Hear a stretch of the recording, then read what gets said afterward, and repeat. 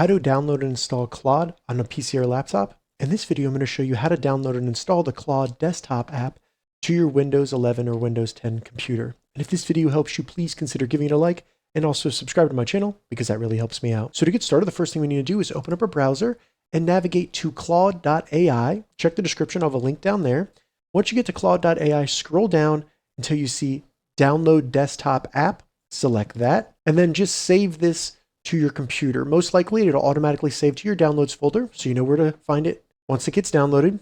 So I'm gonna save it, and then you should see it pop up in the top right with this little download icon. Go ahead and select that. So it'll then start installing Claude.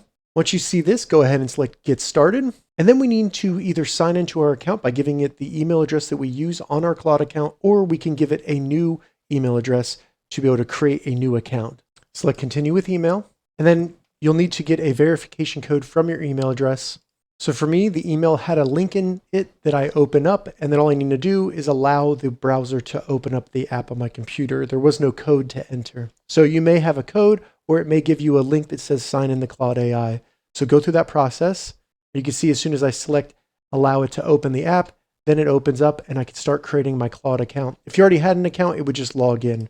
So I'm going to go through the creation process, select my plan. I'll start with free.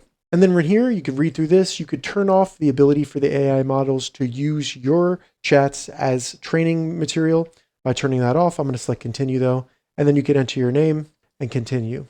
Select your role and then tell them what you'll be doing with it. And then once you do that, you'll open up Claude and you can now start chatting with it, creating projects. That's how you download and install Claude AI on a computer. If this video helped you, give it a thumbs up and please consider subscribing to my channel.